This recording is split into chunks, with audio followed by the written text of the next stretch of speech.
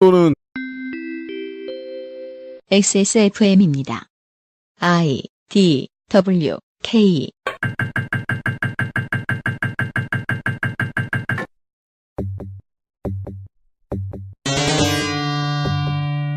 그것은 알기 싫다 특별기획 17 국정감사 기록실 국토교통위원회. 한반도는 춥습니다. 수능이거든요. 어머, 벌써 그렇게 됐네요? 봤어요, 다들 이제. 울면서 뛰쳐나오고 있어요, 지금. 잠깐만, 수능을 봤어요? 봤죠, 다들. 저는, 예. 저는 19년 전에 봤고요. 수능 다음 날 전해드립니다. 수능 날은 농해 수입편을 들으셨죠? 그것은 알기 싫다 17년 국정감사 기록실 국토교통위원회 편입니다. XSFM의 유승균 PD입니다. 이런 일이 있을 때마다 모이곤 하는 만나면 안 되는 친척과도 같은 비상시국 대책회의입니다. 제 오른쪽에는 홍성갑 덕질 간사가 앉아있습니다. 안녕하십니까. 그래도 좀 잠을 잤더니 낫네요. 그러니까요, 좀 잤어요. 한 주 지나면서. 예. 윤세민 위원장은 여전히 잠이 부족해 보여요. 네, 왜 저만 못 자는지 모르겠어요. 그렇습니다. 그리고 덕질이는 생각해보니까, 제가 XSFM에 들어오기 전에는 네. 이런 강행군에 참여를 안 했잖아요. 그렇죠. 저 때문에 자꾸 고생을 하네요. 맞아요. 그러니까 지금 인력이 바닥났다는 사실을 알수 이런 식이지. 예. 저기 한평 챌린저스 필드에 이렇게 가만히 앉아있던 어디 계속 평화해봐라. 네. 광주로 불러왔어요. 덕질 간사가 고생이 매우 많았습니다. 알아둔 거 하느라고 말이죠. 네. 그냥 우리 다 그랬어요. 국감 처음 해보잖아요. 예. 국토입니다. 오버뷰 보시죠. 오버뷰. 국토교통부와 행정중심 복합도시건설청, 새만금개발청, 토지주택공사, 수자원공사, 도공, 철도공사, 인천공항공사, 교통안전공단, 서울특별시와 인천광역시를 감사하는 국토교통위원회는 물론 그 지자체는 위원회별로 돕니다. 네. 올해는 이 위원회 갔다가 다음 해에는 저 위원회 가서 다른 거 감사받고 그런 식입니다. 그 국토교통위원회가 가장 많이 돌아다니는 위원회죠. 맞습니다. 국토교통위원회는 수서 스마트시티, 대청댐, 서해선 복선전철 건설 현장, 평창 동계올림픽 현장 등을 현장 시찰하는 등 표준 피리어드의 20일간의 감사를 진행했습니다. 위원회에 참여 의원입니다. 사회는 민주당 경기 시흥을 조정식, 민주당 의원은 간사 경남 김해갑 민홍철, 충남 아산을 강훈식, 서울 동대문갑 안규백, 전북 완주진안 무주장수 안호영, 인천 남동을 윤관석, 경기 파주갑 윤후덕, 경기 화성을 이원욱, 세종 이해찬. 호칭이 가장 짧으네요. 세종 이해찬. 이거는 세종의 이름은 그게 아니었지만 묘호 같잖아요. 뭐 이런 간지나는 아호를. 네.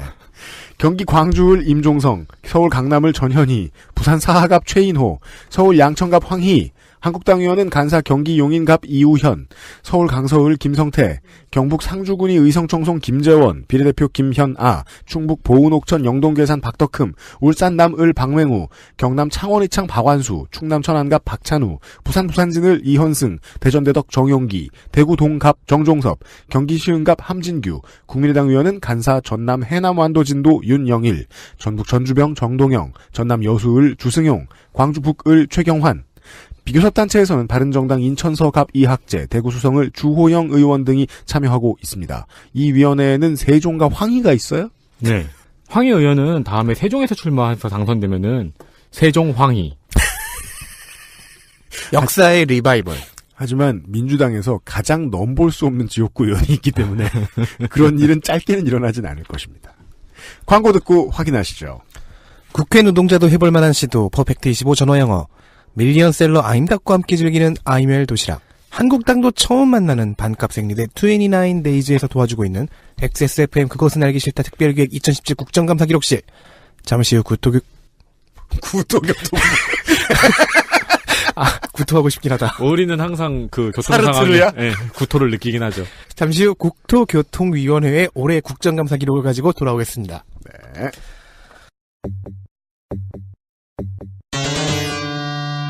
이슈 10. 첫 번째 이슈입니다. 위원장이 준비했습니다. 집을 보고 사자. 후분양제. 국민의 이당 정동영. 12일 국토교통부.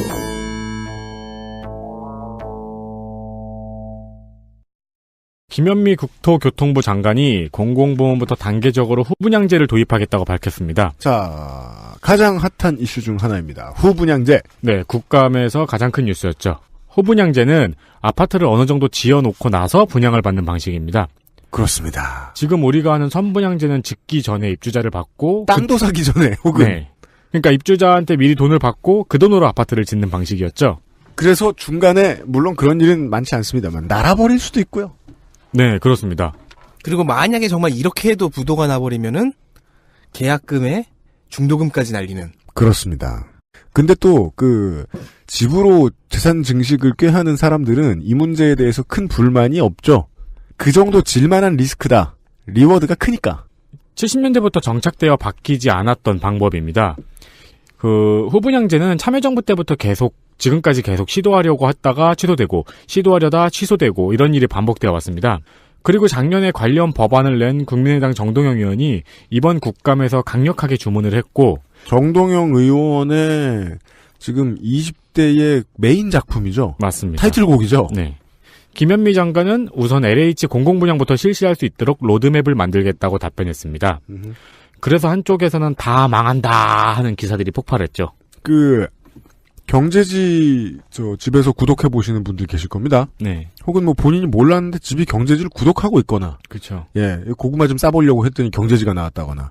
그런 분들 요즘 경제지 펴보시면 다들 후분양제 못 가서 안달입니다. 그러니까 선분양제 같은 경우에는 일단 소비자한테 돈을 받아놓고 건물을 짓는 거니까 건설사의 리스크가 적잖아요.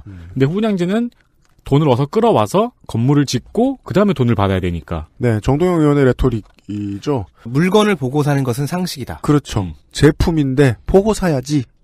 예, 실제로 가장 중요한 포인트는 윤세민 위원장이 말해준 대로 최초에 건물이 올라갈 때까지의 리스크를 누가 지느냐입니다. 네. 한편 16일 주택도시보증공사 HUG죠? 허그라고 읽나요?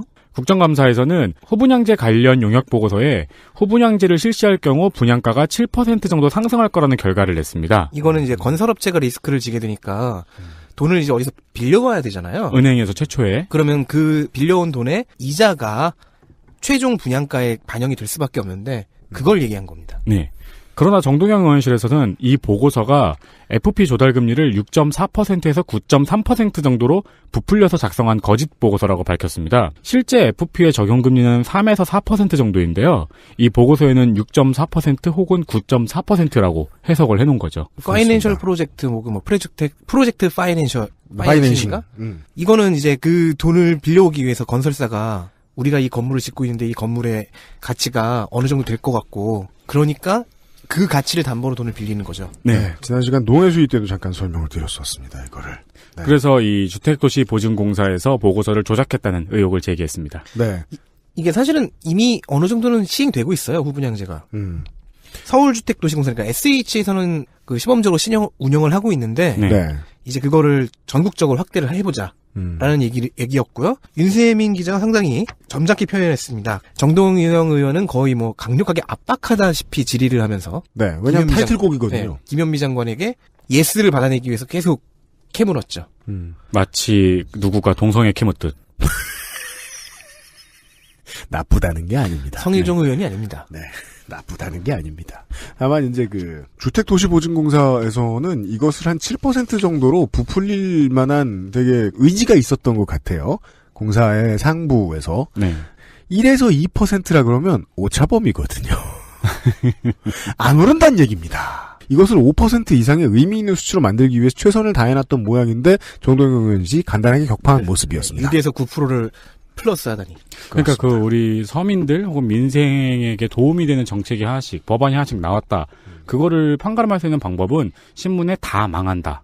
라는 기사가 나오면은 우리한테 좋은 소식입니다. 그리고 이제 망하는 사례를 하나둘씩 얘기해 줄 거예요. 네. 어렵게 모은 돈으로 산 두 번째 내 집. 아니죠. 두 번째는 보통 후분양제 때문에 날아갔다. 두 번째는 보통 아니고요. 7번째 정도. 그런데 만에 하나 두 번째 집이 그런 사람이 걸려. 첫 번째 집이나. 그러니까 그게 대소투피라는 거죠. 두 번째 집이라고 집이 두 개라는 게 아니고 두 번째 산 집. 아무튼. 네. 그 전에 지은 집 한 12채 있고. 네. 네. 후분양제의 원인이 된 사건이 있었습니다. 다음 보시죠. 부영이 당긴 후분양제의 불씨. 민주당 이원욱 16일 국토교통부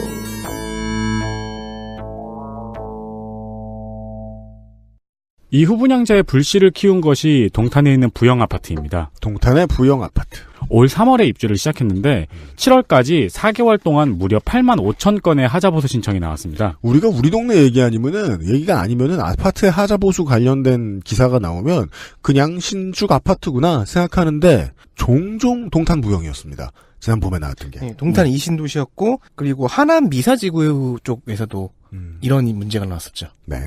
경기도가 품질 검수에 나서자 211건의 하자보수 지적사항이 나왔습니다. 이게 무슨 소리예요? 아니 새로 지은 한 군데 단지의 아파트에서 211건의 하자보수가 나왔으면 그 결론은 무너졌음 이거 아니에요?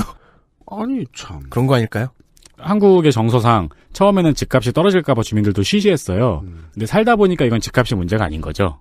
그래서 이젠 나서서 직접 문제를 지적하는 상황에 이르렀습니다. 그렇습니다. 그러니까 그게 신도시에 첫 입주한 주민이 이걸 입을 내서 우리 집이 이상해요라고 말한다. 정말 죽을 것 같다는 공포가 들었다고밖에 저는 생각할 수 없습니다. 그렇습니다. 예. 심지어 남경필 경기도지사와 최인석 화성시장이 이 문제에 대한 기자회견을 열 정도로 상황이 심각해졌습니다. 맞습니다. 16일 국감장에는 최양한 부영주택 대표이사가 출석했습니다. 더불어민주당 이현욱 의원은 동탄 부영아파트의 짧은 공사기간을 문제 삼았습니다. 동탄 부영아파트 정도의 규모의 아파트는 네. 보통 30개월 이상은 공사를 해야 되는데요. 이 동탄 부영아파트는 24개월만 공사를 했다는 지적입니다. 네. 이에 최양한 대표는 노하우가 있다고 답변했습니다. 그렇죠. 이렇게 얘기했어요.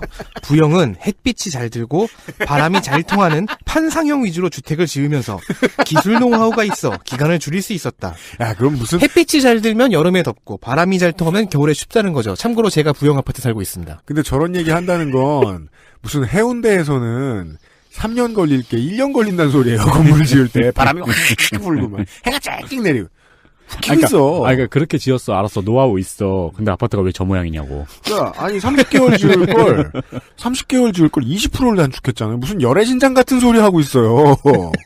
게다가 그 외에도 주택도시기금 지원액, 빌딩 매입, 일감 몰아주기 등 이 부영주택 전체가 탈탈 털렸습니다.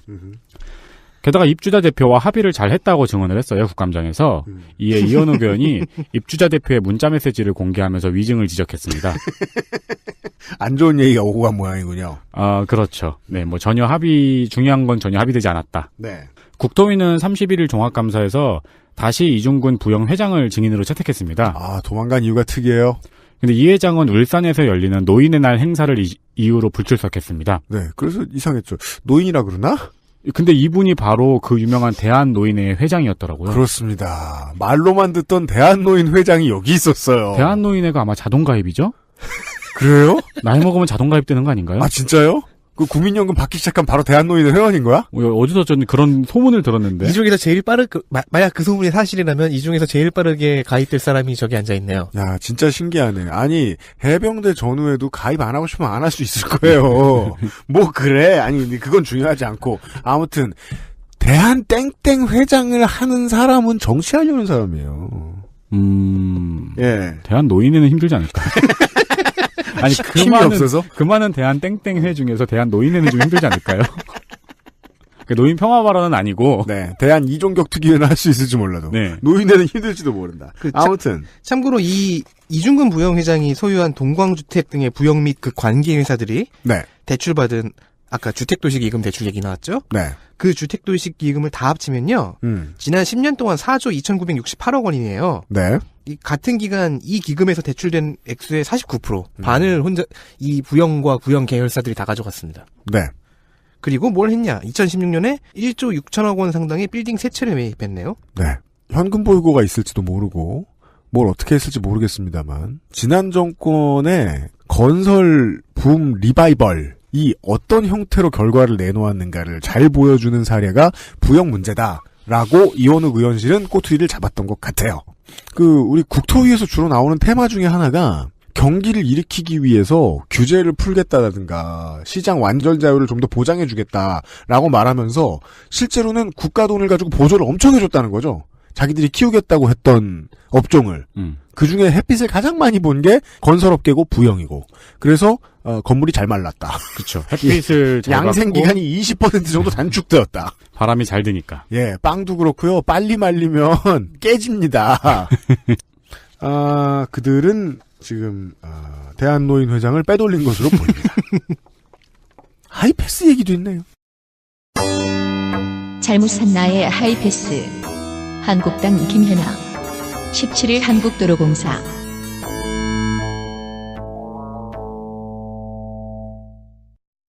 네, 하이패스 어디 거 사셨습니까?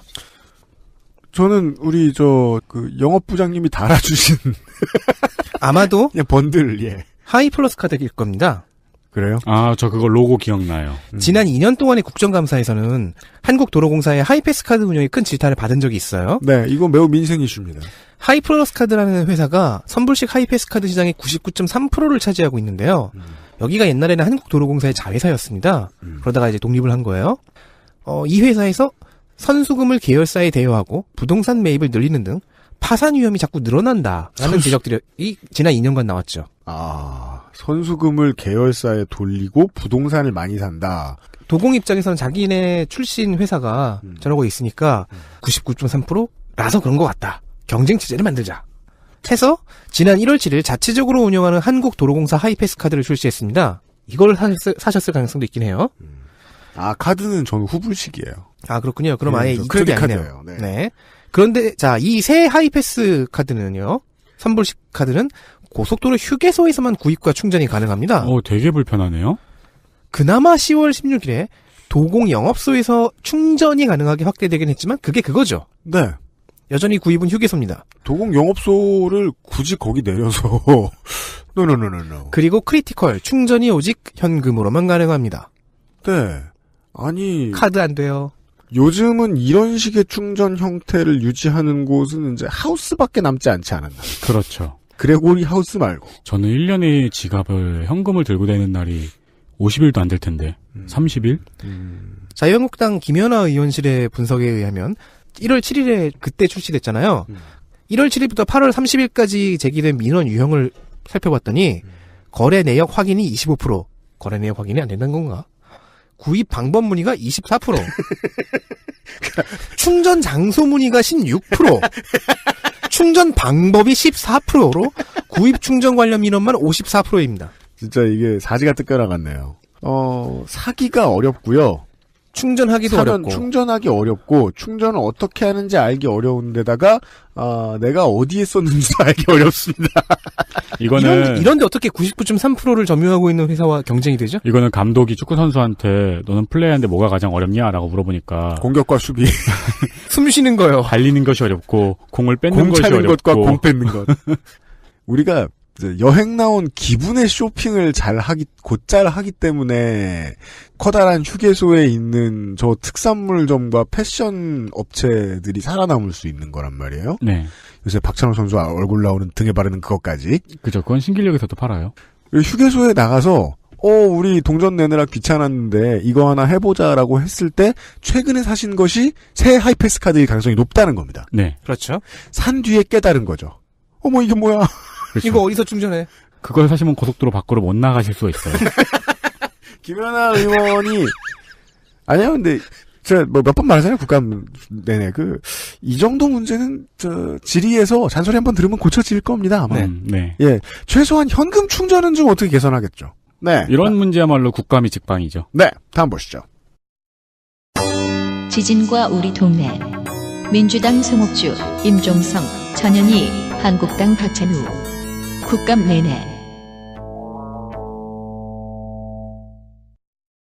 한편 국토위의 국감장에서는 우리나라 곳곳의 내진 설계에 대한 다양한 문제 제기가 있었습니다. 9일 민주당 송옥주 의원은 전국의 지방 상수도 5,045개 중 62.9%가 내진 설계 또는 성능 인증이 되지 않았다고 지적했습니다. 즉 지진 위험은 단수가 되는 거죠. 근데 이것도 지역 격차가 있는데요. 서울은 100% 내진 설계가 됐습니다. 근데 부산은 81.8%, 반면에 전북은 17.3%만 내진 설계가 되어 있다고 밝혔습니다. 그리고 13일 자유한국당 박찬호 의원실은 우리나라 전체 건축물 709만 동 중에서 내진 확보가 이뤄진 건물은 7.9%밖에 없다고 지적했습니다. 내진 확보율이 가장 낮은 곳은 저층 단독주택으로 4.4%만 내진 확보가 되어 있는 것으로 나타났고요. 단독주택은 내진 설계 대상 건물이 아니거든요. 네. 그러니까 맞습니다. 내진 설계가 거의 안 돼 있는 거죠. 그래서 더불어민주당 임종성 의원실은 내진 설계 대상 건물만 한번 살펴봤습니다. 그 결과 80%의 건물들이 내진 설계를 갖추고 있지 않았다고 밝혔습니다. 22일 민주당 전현희 의원, 대구, 김해, 울산 공항의 여객터미널이 과거의 기준으로 내진 설계가 되어 있기 때문에 규모 6에서 6.5의 지진이 발생하면 붕괴할 위험이 있다고 지적했습니다. 네. 끝이 아닙니다. 24일 임종성 더불어민주당 의원실은 한국공항공사 소관 160개 건물 중 김포공항 국제선 여객터미널 등 40개의 건물은 지진 대책이 없다고 지적했습니다. 네. 우리나라가 지진에 대해서 경각심을 가진 게 경주 지진부터죠. 그러니까 뭐 지금까지는 좀 신경 안 썼다고 치더라도 네. 이제는 시작이죠. 그렇습니다. 내진 설계 관련된 문제는 이제 송옥주 의원은 환노위니까 최초에 환노위에서 얘기가 좀 많이 됐던 거고 실제로는 국토위 전담 이슈가 맞죠. 아주 간단하다는 듯이 설명해 주시는 이야기들을 좀 들었습니다.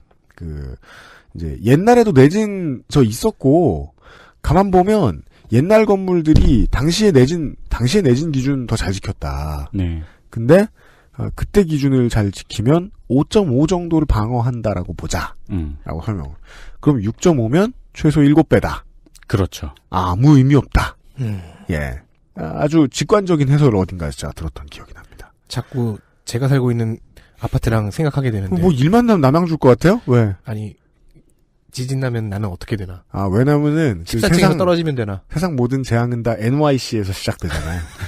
네. 남양주는 그런 곳이죠. 예. 그 동네가 되게 무섭다는 젠장. 예, 주제의 알리샤 키스에 들어가 있어요. 자, 다음 보시죠.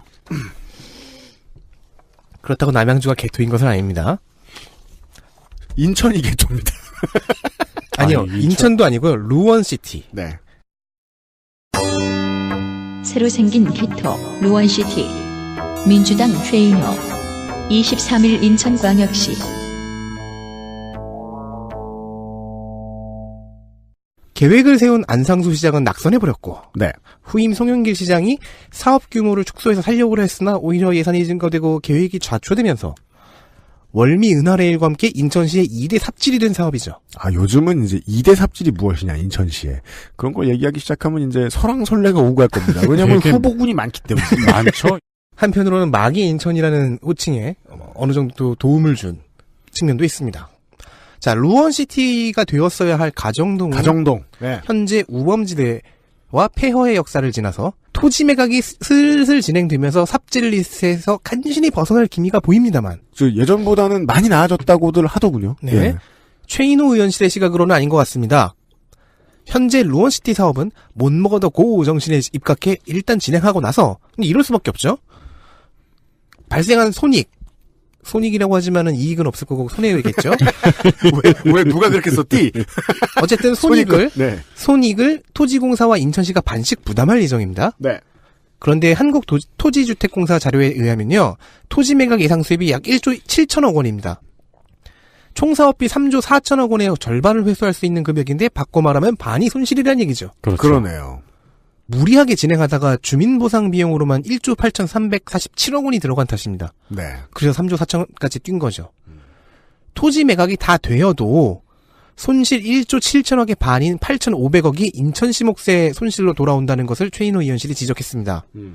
그런데 의원실에 의하면 인천시는 2017년부터 2021년 즉 유정복 시장 임기가 들어가 있죠 여기에. 네. 그 중기 재무계획에 이를 반영하지 않았습니다. 네. 이게 무슨 뜻이냐?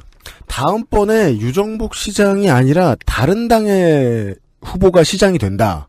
최초의 인수인계에서 이 사실을 모르고 들어갈 수도 있다. 루원시티 단지 조성 사업은 2020년에 마무리될 예정입니다. 그러면 이때 8,500억 원의 손실이 돌아와서 인천시의 재정을 팡 때리겠죠.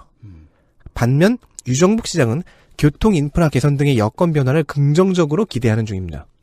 피부로 다가오는 민생 이슈가 아닌 것이 용산에 LS산전 앞에 있는 그 대단히 넓은 공터가 다 때려 부셔놓고 사람을 죽이고 그렇게 한 다음에도 결국은 사업이 한 90% 좌초가 되면서 한동안 떡볶이집 천막타운이 됐었어요. 네. 한 2년 그랬나? 되게 운치 있었죠. 예. 거기 맛있는 것도 많이 있었어요. 네. 사실상 죽은 땅이었는데 결국 나중에 누가 들어오면서 이 시는 장기 악성 채권을 조금씩 벗어날 수 있게는 되거든요. 시의 재정을 악화시키고 또 악화시켜가면서. 근데 이제 인천시의 경우에는 얘기가 좀 다르다는 거죠.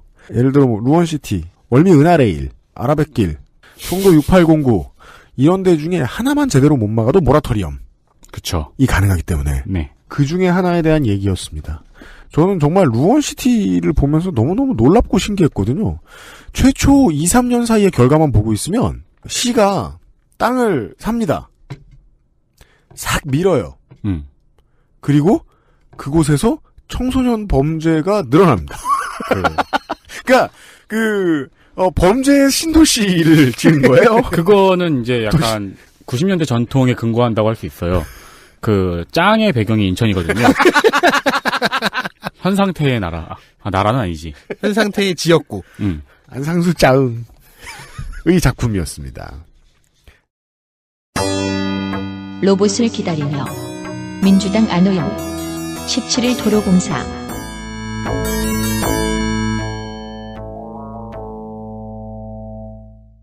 2015년 기사입니다. 2003년부터 도로공사 소속 기간제 노동자로 일하던 박 씨는 2009년에 갑자기 용역회사 소속이 됐습니다. 그렇습니다. 그리고 월급이 되려 깎였습니다. 보통 이렇게 되죠. 네. 그러니까 이런 류의 손 넘김은 은근히 이제 안민주정부의 공사에서 되게 흔한 일이었습니다. 공사의 기간제로 취직이 되어 있었다가 장기계약직, 무기계약직 등으로 취직이 되어 있었다가 어느 날 눈을 떠보니 내가 파견업체 소속 직원이 돼 있고 월급은 안 알려주고 깎여 있는 상황. 네. 그러면은 그 파견업체의 사장은 누굴까요? 도로공사 고위직 출신이었습니다. 그렇습니다. 공사 고위직이 파견업체를 하나 내고 갑자기 그 인력을 띄워와서 그 인력들이 받고 있던 월급의 일부분을 받아서 회사의 배를 불리고 자기 배를 불리는 형태죠. 네. 이 노동자는 소속이 용역회사로 옮겨졌지만 근무에 대한 관리 감독은 도로공사가 참여했습니다. 불법이죠. 불법이죠. 네.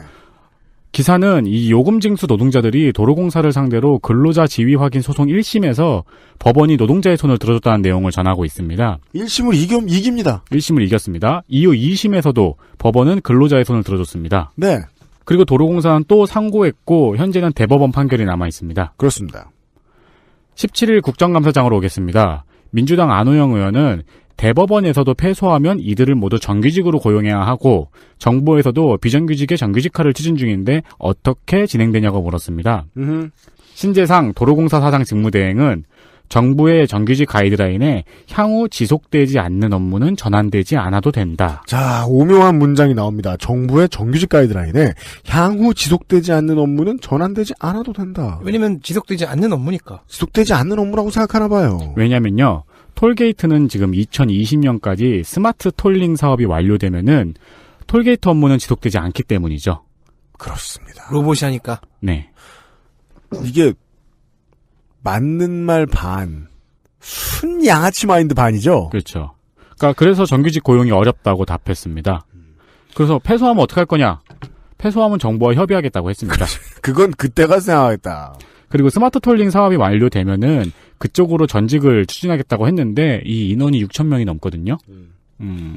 그렇다면 도공의 의지는 그건 겁니다. 이 사람들은 계속 파견직이다. 그렇습니다. 네. 전직을 추진하겠다고 하는 말은 정규직으로 고용하겠다는 말이 아니죠. 그죠.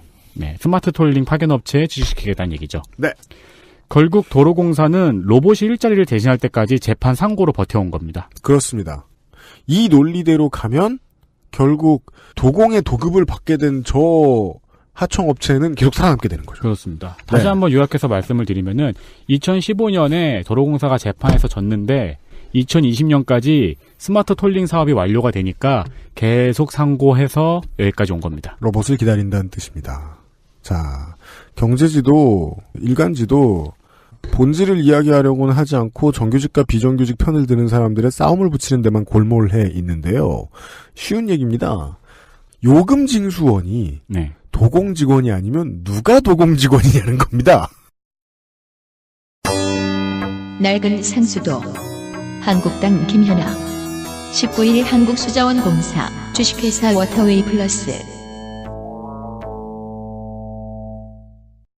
19일 한국수자원공사를 사이에 둔 정쟁거리는 물관리 인원화 이슈였습니다.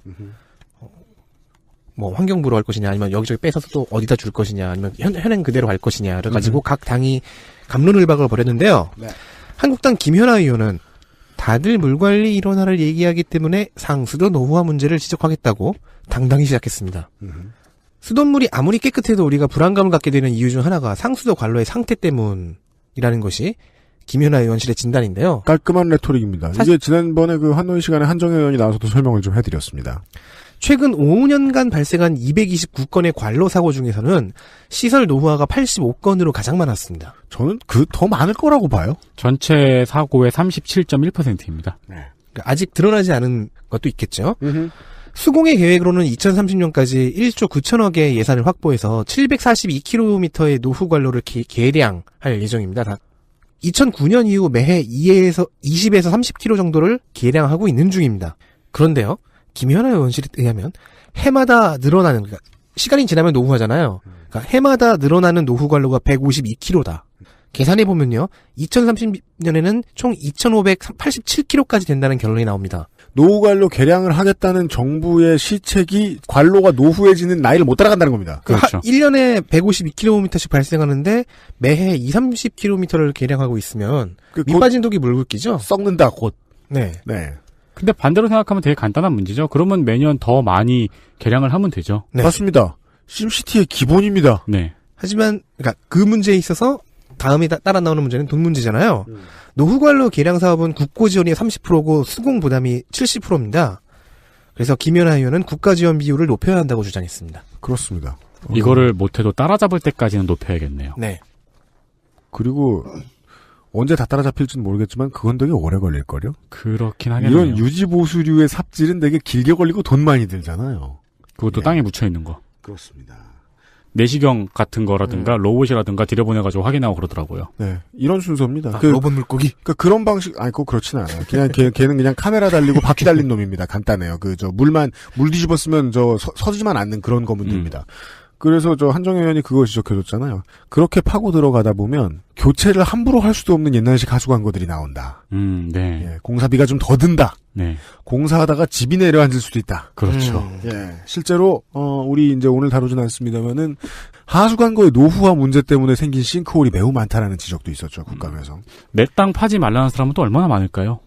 그러니까 말이에요. 지구가 화를 낼 일이에요. 반대하면 돈 줄 줄 알고. 예, 이 피부병 주제에. 네 땅 무슨 네 땅이야.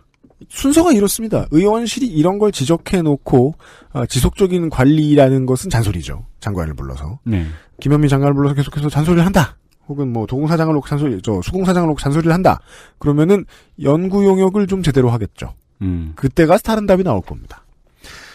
요즘 하지도 않는 위원장이 돌아오고 있습니다.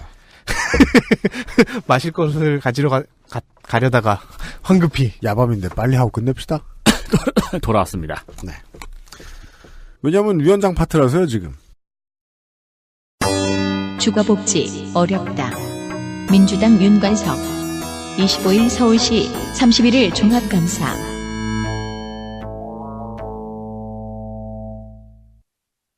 정부의 주거복지 로드맵 중에서 사실 서민한테 가장 가까운 정책은 전월세 재계약 시 인상률을 5%내로 제한하는 전월세 인상률 상한제와 그리고 계약기간이 만료되어도 세입자가 원하면 더 살 수 있는 권리를 보장하는 계약갱신 청구권이겠죠. 네, 계약갱신 청구권제도, 주택임대료 상한제도 이 두 가지는 방금 들으신 대로 민주당 윤관석 의원이 지금 발의한 법안을 다시 얘기한 겁니다. 윤관석 의원이. 그렇습니다.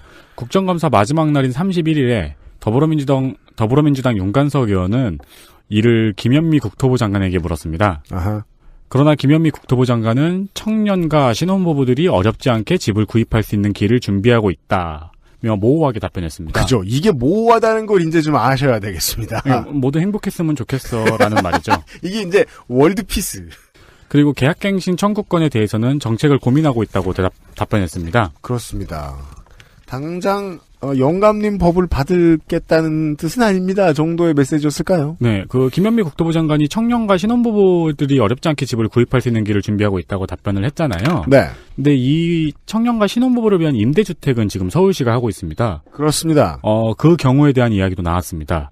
국감장에서 서울시 청년주택의 임대료가 청년층이 감당하기 힘들고 신혼부부에게는 거의 폭탄 수준이라는 지적이 국민의당 최경환 의원으로부터 나왔습니다. 네, 이 사람은 친박이 아닙니다. 그렇습니다. 그것 때문에 실제로 피해가 엄청 크시대요. 그러니까 이게 이게 자유한국당 비례대표 김성태 의원하고는 그 피해 크기가 달라요. 네. 그 국민의당 최경환 의원이. 문자 막 오고 막 그런데요. 불쌍합니다. 최경환 의원 열심히 살고 있습니다.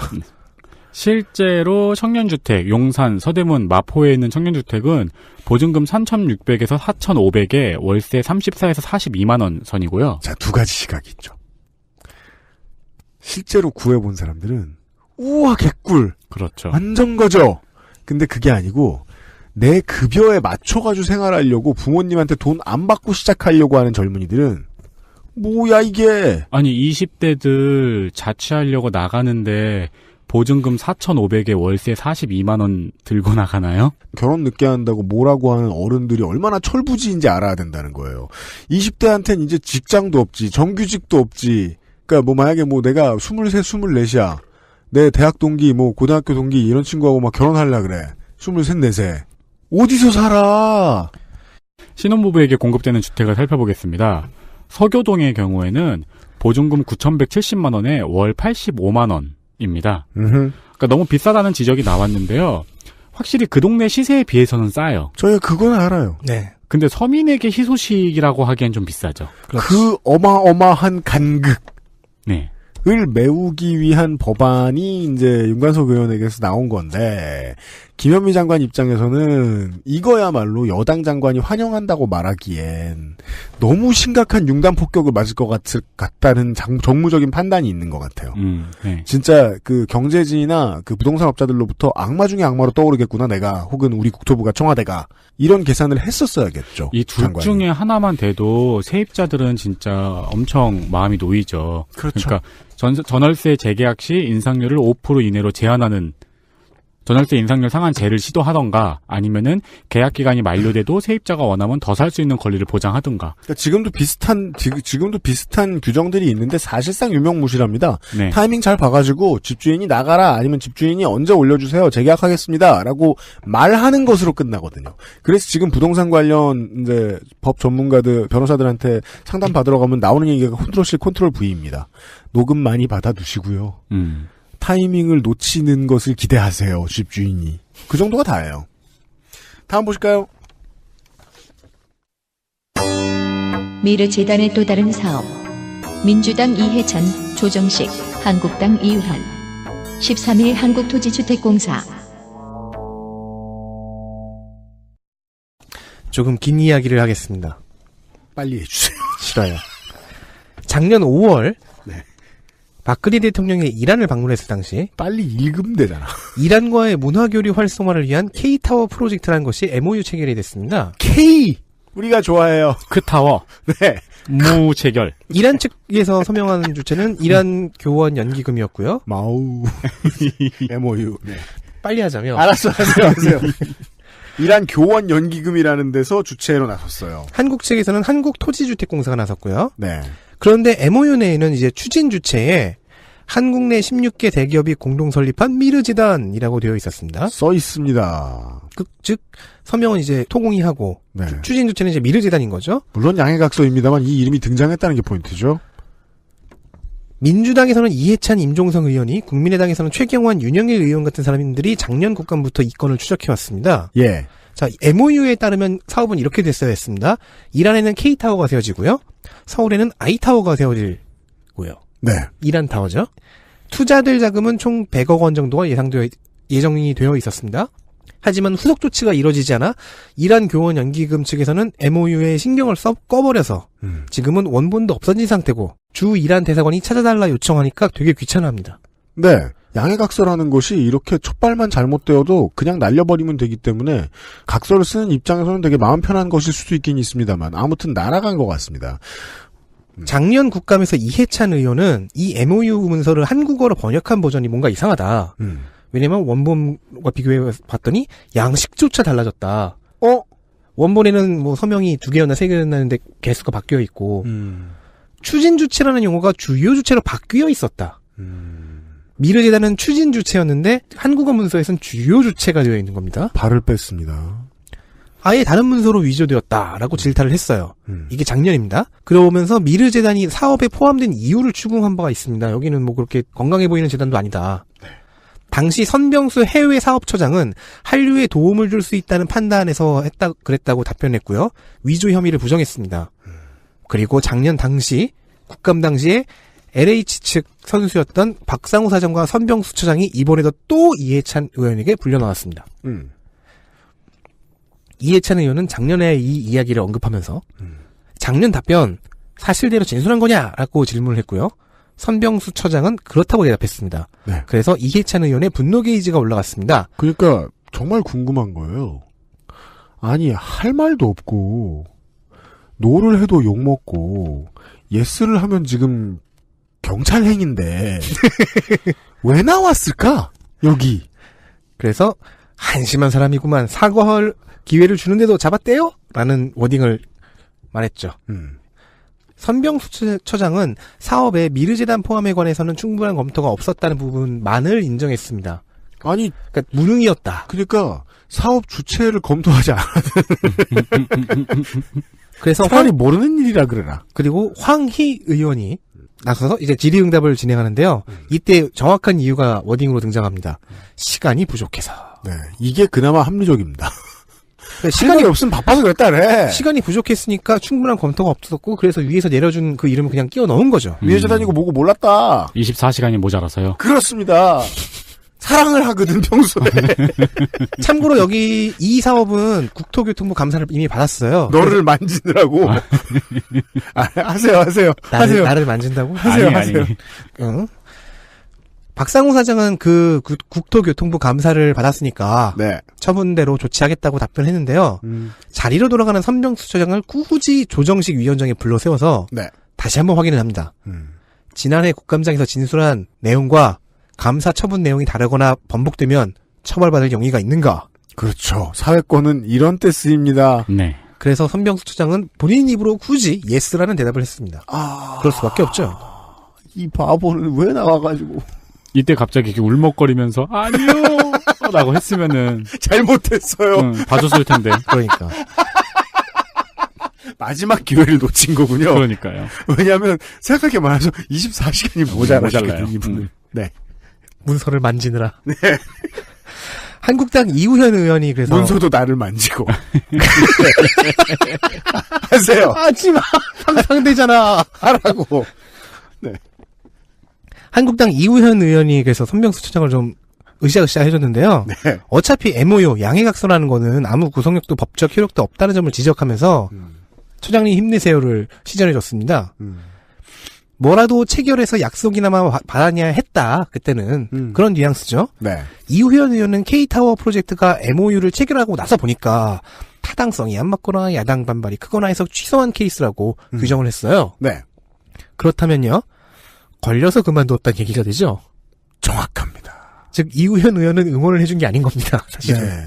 LH 측 인사들이 근데 사실은 이우현 의원이 정말 전 도와줬다고 봐요. 도와주려고 했는데. 그러니까 LH 측 인사들이 하고 싶은 말을 해준 거죠. 네. 예.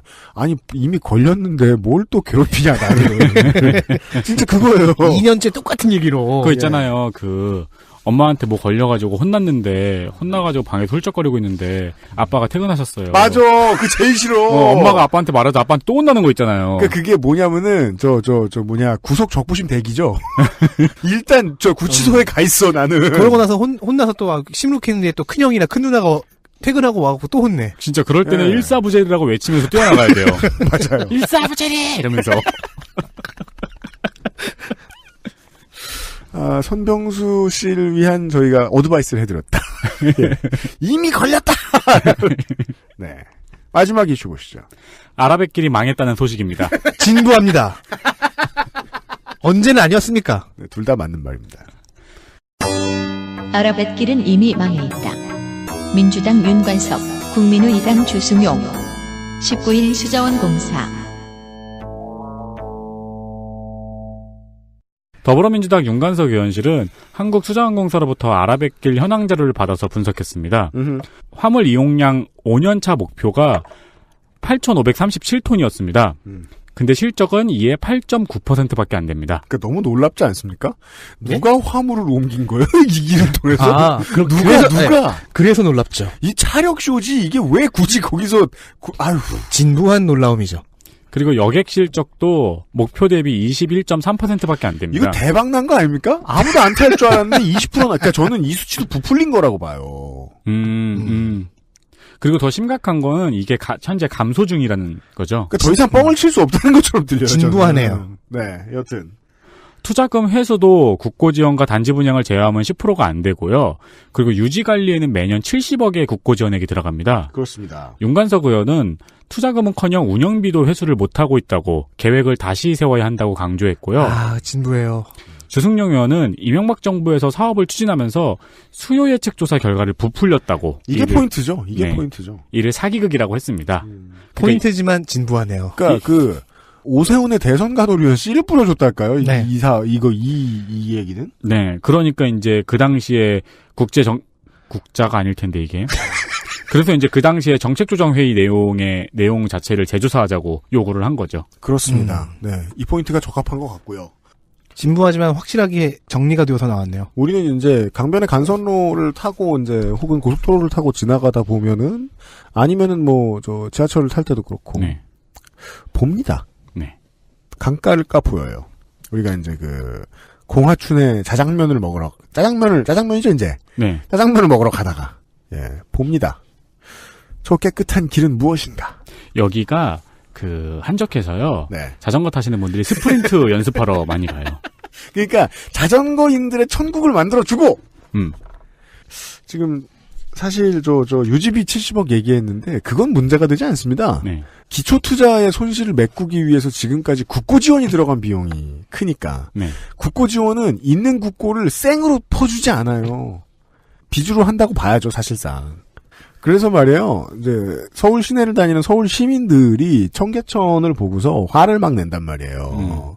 이거 유지비 자꾸 들어가고 어떡하냐. 네. 어맹부의 배설물. 막 이렇게 얘기하는데, 지자체장들이 야심차게 추진한 과시용 토건들 중에서는요, 청계천 되게 작은 거다. 물론 더 나은 방법은 있었지만. 그렇죠. 네. 베니스는, 운하 옆에 건물이 있고 사람들이 상행위를 해요. 근데 아라뱃길은 억새들이 그죠. 새가 날고 억새들이 잘 지낸단 말입니다. 벌레가 헤엄치고. 네. 아니, 물론 그게 좋을 수도 있는데. 베니스는 그렇게 몇백 년을 살면서 자연적으로 조성된 길이고요. 근데 자꾸 그런 사례를 떠들면서 이런 걸 만드니까 그게 짜증난다는 거죠. 예. 여기까지가 10가지의 국토교통위 이슈였습니다. 주목할 만한 시점과 피폭을 확인하시죠. 예. 뭐가 많네요. 주목할 만한 시전과 피폭. 합의. 16일 한국감정원 등 7개 기관을 하려고 했던 그날 16일이라면 대충 자유한국당의 노트북 피켓 시위가 시작된 시기죠. 아, 그렇습니다. 대부분의 위원회는 이 노트북에 붙인 A4 용지를 소재로 고성이 섞인 논쟁을 주고받으며 가볍게는 일정 지연, 무겁게는 파행까지 갔었습니다. 네. 몇몇 위원회는 반면에 이 갈등을 잘 풀어나갔는데요. 국토위가 그 몇몇에 속합니다. 그렇습니까? 갈등 해소의 주인공은 한국당 쪽 간사인 이우현 의원입니다. 응원의 아이콘. 저도 옳지 않다고 생각합니다. 즉 이 피켓 시위가 네. 옳지 않다. 당의 지침으로 이렇게 하는 것이니까 여당 의원들도 양해 좀 부탁합니다. 네. 라는 진솔한 대사를 읊었습니다. 놀랍죠. 지금 분노해서 뻘건 이제 레드넥 한국당이 말이에요. 이런 의견을 말할 수 있는 의원이 몇 없거든요. 물론 최근에 한 8명 한 9명 들어가긴 했는데 그럴 수 있는 의원들이 네. 그전에는 저는 같은 국토위 소속의 김연아 의원 정도밖에는 이런 네. 말하는 사람 못 봤어요. 김연아 의원은 무늬만 한국당이라고 평가가 되죠. 김연아 의원은 국정감사를 하는 거 보니까 본인의 캐릭터를 알고 그거를 강화하려고 하더라고요. 네. 아, 그리고 또 김연아 의원은 지금 또 이지매 대상이라서 당내에서 더더욱이 예. 그리고 함진규 의원도 순조롭게 진행되던 국감을 이런 식으로 간섭하는 것 자체가 옳지 않다 하며 당 수뇌부를 디스하는 듯한 발언을 했습니다. 이제 우리 잘하고 있는데 왜? 의총 들어가면 회초리죠. 네, 맞습니다. 그래서 국토위는 이후로도 너무 큰 파행 없이 일정을 마쳤습니다. 네. 물론 파행은 없어도 일정 지연도 정도는 있었지만요. 네, 합의가 이루어졌다. 국토교통위에서는. 아유, 운영이 보면은 여기는 양반이죠. 네. 네. 오창역 얘기는 뭐죠? 오창, 세종의 이해찬 의원은 수도권 전철 천안 청주공항 노선과 관련해서 이야기를 하다가 네. 오창역 대신 조치원역을 경유해야 한다고 말을 했습니다. 그러면서 오창은 사람 사는 곳이 아니다. 이게 세종 의원이 하는 말입니다. 라고 발언을 했어요. 이에 오창 주민들이 반발했습니다. 당연합니다. 왜냐면 오창은 실제로 과학단지와 주택단지 등이 있어가지고 읍 단위임에도 불구하고 인구가 6만이나 되는 지역이거든요. 네, 그러니까 오창은 사실상 읍이 아니에요. 군까지 합쳐도 세 번째예요. 네. 그러자 이해찬 의원은 서창역을 오창역으로 잘못 말한 거라고 해명했습니다. 똥멍청이죠. 이젠 서창역이. 근데 이게 원래 지금은 이제 그 서창역을 지나가는 걸로 확정이 됐는데 원래 이렇게 오창역을 지나가는 쪽으로 노선을 팔까 아니면 조치원 쪽으로 노선을 팔까가 이제 두 가지 안이 있었거든요. 맞아요. 그래서 헷갈렸던 것 같기도 하고요. 네. 이제, 세종의 국회의원과 세종시장보다는 세종의 국회의원이 훨씬 더, 워낙에 이제 이해찬 의원이 최다선 의원이기도 하지만, 세종시의 국회의원은 청주청원의 국회의원들 혹은 청주청원의 민심까지 쥐고 흔들 권한을 아직까지 가지고 있습니다. 네. 인프라 사업이 끝나지 않았거든요. 세종까지 가는 길에. 그렇죠. 거기서 누가 수혜를 보느냐의 문제를 가지고 충북도지사나 통합청주시의 의원들을 쳐다보고 있는 게 아니라 이해찬 의원을 쳐다보고 있어요. 이해찬 의원이 쥐고 흔드는 모습을 보신 겁니다. 이번에 피해자는 서창역입니다. 심지어 오창에는 역이 없어요. 사람이 안 살기 때문인가요? 아닙니다. 사람은 매우 많이 삽니다. 6만. 네. 협박, 자유한국당 정윤기 의원이 그 주사기까지 들고 나와서 파리 부동산 대책을 효과적으로 공격했던 낙선 협박을 받았다고 폭로하면서 네. 이 파행이 시작됐습니다. 네. 재밌어요? 정윤기 의원은 서울주택도시공사에게 SH에 태양광 사업과 관련된 자료 제출 요구를 했는데 다음날 태양광 발전 사업을 한다는 사업주가 의원실에 찾아와 낙선 운동을 하겠다고 2차례나 협박을 했다는 겁니다. 이 사업주는 적폐청산을 위한 주권자 행동연대의 공동대표를 맡고 있다고 합니다. 그래서 공동대표들을 찾아봤죠. 총 6명이에요. 그리고요, 저런 이름을 가진 땡땡 행동은 뒤에 정당이 있거나 그걸 통해서 정당에서 뭘 해보려는 사람들이 대표이거나. 네. 그래서 공동대표 6명의 이름을 태양광과 교차 검색을 하기 시작했는데요. 찾아낸 다음에 알았죠. 네. 이미 다른 언론들은 다 이미 네. 찾아낸 지 오래였다는 거. 실명이 다 나와 있는데 왜? 네. 어쨌든 6명 중에서 딱 한 명, 성갑이 애썼어요. 허인회 씨만이 네. 태양광과 연관이 있습니다. 정용기 의원은 허인회 씨가 2011년에 박원순 시장이 선거대책 본부장을 지내기도 했다고 주장했는데 후에 이는 사실이 아닌 것으로 밝혀졌습니다. 구라였죠. 네. 그러니까 억울하면 더 정확히 파악해야지. 다만 네. 과거 열린우리당 청년위원장을 지낸 바가 있고요. 16, 17대 총선에서 서울 동대문구 국회의원 후보로 출마하긴 했습니다. 열린우리당과 민주당 쪽으로요. 네. 허인혜 씨가 정용기 의원과 그 의원실에 던진 폭언은 녹음이 되어 있어요. 내가 할 수 있는 주권자의 권리를 행사하겠다. 대부분 민주당 국회의원 놈들이 다 내 후배들인데 그 새끼들이 날 괴롭힐 리는 없고 이해찬 의원이 들으면 되게 화를 낼. 그죠. 네. 나한테는 정용기 씨가 아니에요. 나한테는 미안한 얘기지만 누구에게도 정용기 씨는 아니에요. 아무리 사람이지. 아무리 고향 선배라도 근데 고향 선배도 아니었잖아요. 고향 선배도 아니야 또. 네. 라는 표현들이 들어있었습니다. 고향이 한국인 거죠. 이 폭언이 기폭제가 되어 서울시 국감은 오전 시간을 통째로 날리고 오후 2시에서야 시작할 수 있었습니다. 어디 정권이 들어서나 저런 사람들이 나오죠. 완장질하고 싶어하는 사람 나오죠. 네. 아니 완장 애호가가 뭐 동네에 뭐 3명에 1명은 있겠죠. 예. 6구, 마지막은 뭡니까? 다시 서울시로 가보겠습니다. 25일 서울시 국감은 서울시가 자료 제출에 미온적이다라는 야당 의원들의 성토가 좀 거셌습니다. 네. 이번 국감에서 행안위와 국토위를 합쳐 총 2,435건의 자료 요청이 서울시로 들어갔대요. 부서별로 A4 천장 분량의 책자를 한 권 이상씩은 최소 한 권 이상씩은 만들었다는 농담이 오간다고 합니다. 그러니까 그러면은 뭐 몇만 페이지 정도를 서울시는 제출해야 했다. 누군가에겐 자료를 안 주는 것처럼 보일 수는 있겠죠. 자, 그런데 2435건 중에는요. 이런 요청도 있었다고 합니다. 국토위에 이름이 알려지지 않은 어떤 의원실은 서울시의 경비원 실태 현황 자료를 요구했는데 그래서 담당 공무원이 서울주택도시공사에서 일하는 경비원 통계를 원하는 것이냐 이렇게 물으니까요. 그냥 서울시 전체 아파트 경비원 관련 통계를 내놓으라고 했다. 경비원 처우에 대한 이슈가 있고 박원순 시장이 비정규직의 정규직 전환을 공표했으니까 대충 이쪽에서 뭐가 나올 것이라고 기대해서 아무거나 달라고 합니다. 네.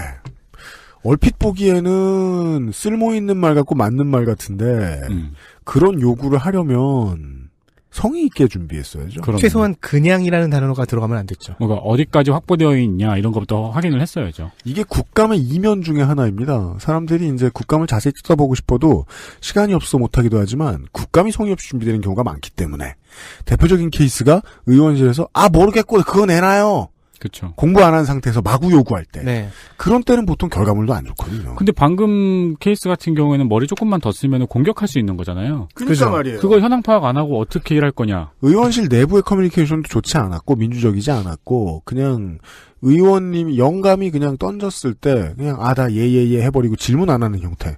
그러면은 창의적인 질문이 안 나오거든요. 공부도 안 했다는 얘기고. 네. 그런 얘기였습니다. 국토교통위의 파이널 4를 선정하지요. Final Four. 국민의당 정동영 의원입니다. 후분양제는 이번 국토위 국감의 최대 성과였죠. 최대 이슈이기도 했고요. 네. 정동영 8집의 타이틀곡이기도 하다. 네, 그렇습니다. 친집일 수도 있을 거예요. 어쨌든 그 국감에서 가장 이슈가 된 의제를 내놓은 거는 주목할 만합니다. 그렇습니다. 네, 그걸로 모든 이슈를 빨아들이면서 결국 관철해냈고. 네. 빨아들였다는 게 중요하죠. 정부적으로도 어느 정도 판단이 섰을 거다라는 생각이 들어요. 옳습니다. 민주당 이원욱 의원도 선정했습니다. 부영에 대한 근성 대단했습니다. 네. 끝내 최근에는 부영법 발의까지 이어졌죠. 그리고 후분양제까지 불씨를 튀었죠. 네. 이 승부근성이 후분양제를 불러왔습니다. 더불어민주당 윤관석 의원실입니다. 송도와 검단 스마트시티의 문제는 아주 복잡해요. 네, 맞아요. 네, 그래서 아주 꼼꼼히 들여다봐야 하는 문제였거든요. 물론 지역구니까 당연하겠지만, 그리고 뿐만 아니고 코레일과 SR의 문제 역시도 꼼꼼하지 않으면 못 보는 문제인데 그런 문제들을 조목조목 잘 지적을 했습니다. 네. 저는 윤관석 의원들이 건드렸던 이 이슈들을 공부하려고 각 잡고 앉았다가 어려웠죠. 4시간 만에 넉다운 됐어요. 이게 이제 마치 개기일식이 일어나는 것처럼 지자체가 가장 중요한 위원회에 걸려가지고 감사를 받는 때가 흔치 않습니다. 자기 국회의원이 기다려도 안 오기도 해요. 네. 근데 국토교통위와 인천시가 만났을 땐 이런 일이 터졌어야 했거든요. 그죠. 그 한복판에는 이제 인천에서 인구 밀도 높은 동네에 국회의원인 윤관석 의원이 있었다는 거죠. 남동구에. 아주 큰 게 터졌죠. 네. 일을 잘할 사람이 그 타이밍에 걸려서 다행입니다. 왜냐면 그렇지 않았으면 유정복 시장 대선 나갈 거예요? 이런 소리 나가다 시간 낭비했을 가능성이 크거든요. 인천광역시 국감도. 지자체 국감이 보통 그런 식으로 흘러간다는 걸 저희가 몇 시간 동안 계속 말씀드렸죠. 왜 이렇게 어려운 문제 잘못 건드리다가 작년에 사퇴하세요처럼 되잖아요. 호흡이 딸릴 때. 네. 빨리 벌스를 끝내야겠다. 라는 생각이 들 때 하는 말이죠. 마지막으로는요. 자유한국당 김연아 의원입니다. 김연아 의원은 매번 한국당의 다른 의원들이 꺼내고 있는 다른 메인 이슈와는 완전히 다른 자신만의 굴을 파더라고요. 네. 의식적으로 정쟁에 매몰되지 않으려고 노력을 하다 보니까 국정감사에서 좀 정책 의제들을 얘기할 수 있는 분위기 메이커 역할이 되더라고요. 맞아. 네. 본의 아니게 지금 이번 20대에서 가장 퓨어한 입법 노동자가 돼버렸죠. 네. 김연아 의원실이. 네. 실제로 부동산 전문가라서 국토위에 들어간 것이기도 하고. 왜냐하면 다선을 목표로 노리는 이제 다른 의원들이 국토위에 들어가는 이유는 이 국감은 대충 하고 예산 때 SOC 달려고 들어오는 거란 말이에요. 김연아 의원 같은 경우에는 그럴 일이 없습니다. 지역구도 없고. 예, 그 다음에 배려해야 할 당도 없는 것과 다름없어요. 자기 나가는 게 아까우니까 그냥 당정만 주고 있는 거죠. 사실상 당비만 내는 수준일 거다. 예, 퓨어 슈터 김연아 의원까지 봤습니다. 잠시 후에 이 4명의 위원들 가운데서 한 사람과 인터뷰를 준비했습니다. 광고 뒤에 이야기를 나누도록 하지요. 비상시국 대책회의는 여기까지였고요. XSFM입니다. 17 국정감사기록실 오늘은 국토교통위원회 편. 광고 전에 알려드렸던 파이널4 국회의원들 가운데서 인천 남동구 을의 민주당 윤관석 의원입니다. 청취자 여러분들을 뵙기 위해서 지금 XSFM 스튜디오에 자리하고 있습니다. 안녕하십니까? 예, 안녕하십니까. 윤관석입니다. 바쁘신데 시간 내주셔서 감사합니다. 만나서 반갑습니다. 네. 하긴 지난 시간에 나왔던 위성곤 의원에 비해서는 지역구 이동거리가 짧으시기 때문에. 예. 교통체증은 제주보다 인천이 자동차기 때문에 훨씬 더 심합니다. 네, 지금 바로 설득당했습니다. 네. 예. 비행기는 날아가면 되니까. 예, 안 써본 적 없고, 우리가. 네네. 인정합니다. 이번 국감은 이제 작년 혹은 이제 재선이시니까 지난 5년과 달리 여당이 되었는데 여당이 된 첫 해 적폐청산 이야기가 상당히 많았습니다.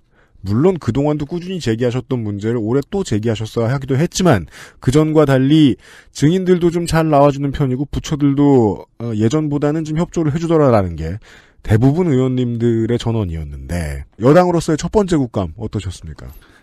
예, 올해 국감이 바뀐 게 두 가지가 있었습니다. 하나는 뭐죠? 예.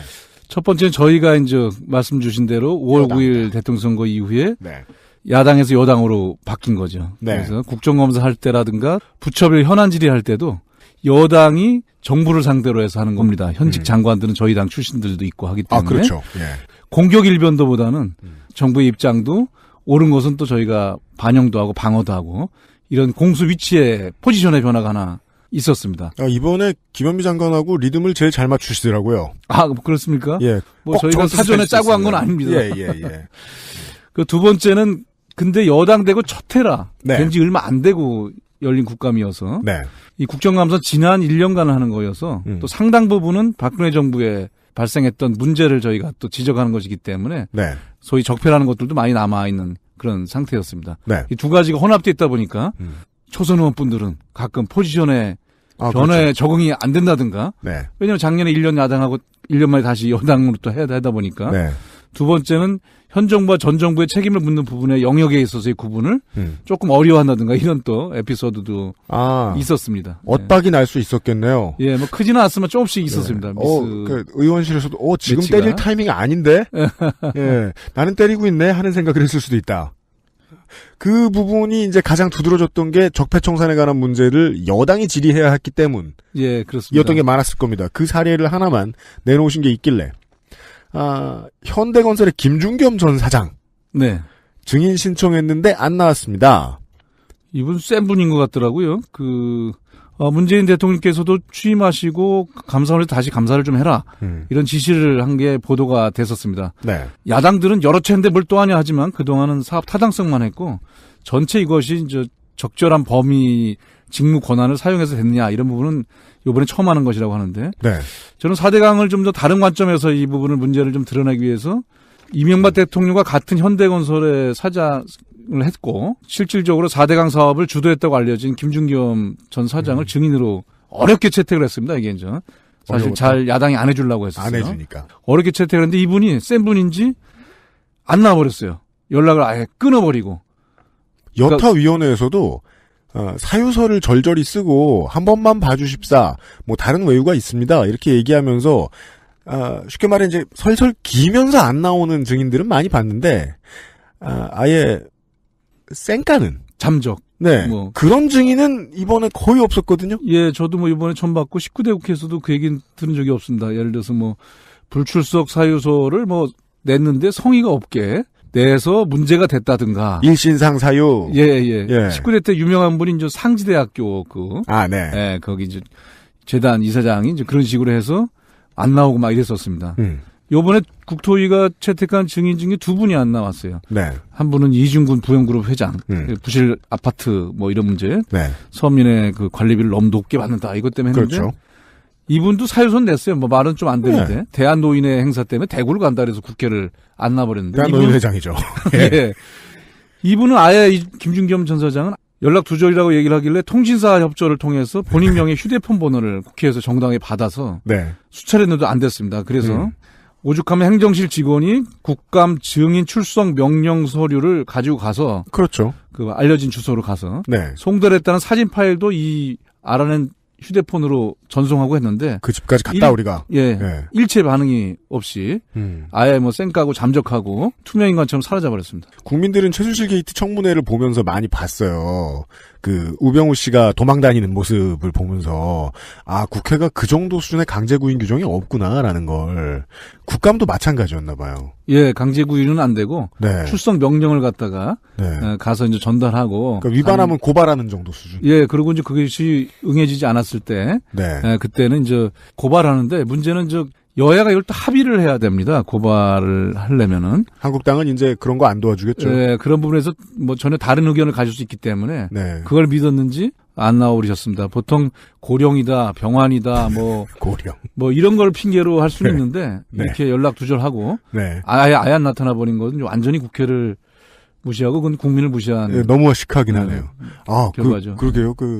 핵심적인 쟁점 사안 하나를 뒤에 큰 그림자처럼 보여가지고 그걸 여쭤볼 수 있겠네요. 자유한국당은 이제 완벽한 당론으로 이명박은 지키자 우리가. 박근혜는 못 지켰어도. 그건 이제 결의를 했겠죠. 이번에 새로 이제 당세가 불면서. 이 맥락도 그 안에 있는 거 아닐까요? 보수 통합 얘기를 최근에 하고 있는 것 같은데. 네. 과연 그렇게 대응할 문제인가는 국민들이 판단하실 거라고 네. 생각을 하고. 네.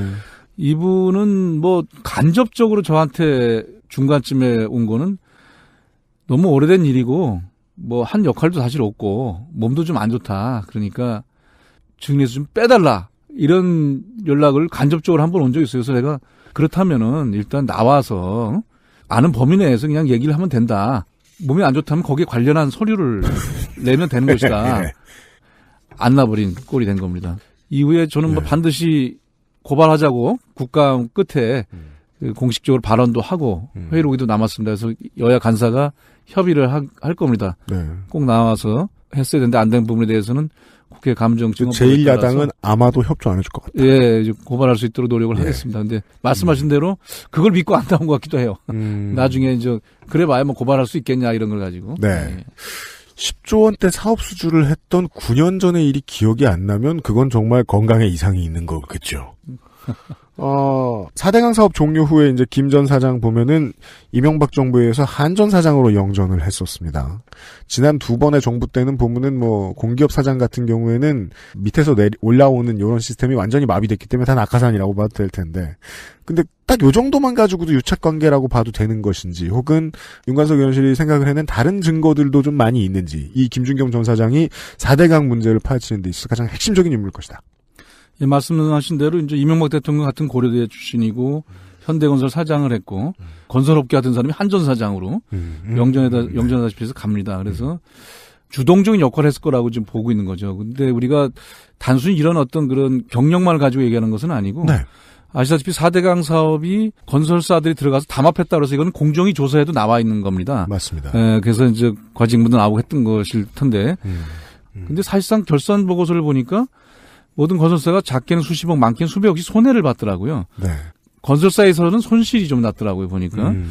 그러면 왜 건설사들이 이익을 내기 위해서 사업을 하지 손실까지 봐가면서 이 4대강 사업에 참여를 했을까? 그렇죠. 그건 역시 이제 그 당시에 정권의 실세, 이명박 대통령의 공약, 이런 것들 때문에 건설사들도 참여할 수밖에 없었던 과정이었다고 생각을 하고, 네. 그러면서 이제 담합가는 과정까지 이루어졌던 것이라고 생각을 했고, 그렇다면은 김준겸 전 사장이 건설사들이 사실상 손해보는 장사 때문에 좀 꺼려했을 수도 있는데, 네. 이런 부분들은 어떻게 모았고, 또 손해보고 그냥 끝났겠습니까? 나중에 어떻게 그러면 손해를 보전해 줬을 것인가. 네. 이런 문제들에 대해서 가장 잘 알 수 있는 고리라고 판단했기 때문에 이분을 증인으로 모셔서 네. 좀 이것저것 궁금한 것을 질의하려고 했던 겁니다. 예. 뒤로 찔러주는 카드로 무마를 시키고 설득 작업을 해낼 이명박 정부 입장에서는 현장에 행동대장이 하나 필요했을 텐데 그가 그이거나 최소한 그와 매우 가까운 사람일 것이다.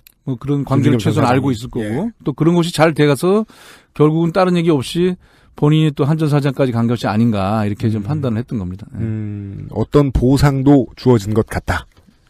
그렇습니다. 알겠습니다. 예. 어디서 잡아오죠?